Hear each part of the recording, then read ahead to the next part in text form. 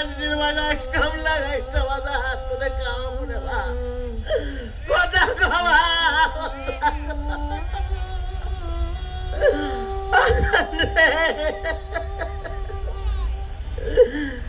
শুনছি শুনছি শহীদের রক্ত নাকি বৃথা যায় না। ইয়া আল্লাহ তোমার কাছে ফরিয়াদ গো আল্লাহ, আর আবু সাইদের রক্তের বিনিময় হইলেও এই দেশটারে তুমি স্বৈরাচার মুক্ত করো আল্লাহ।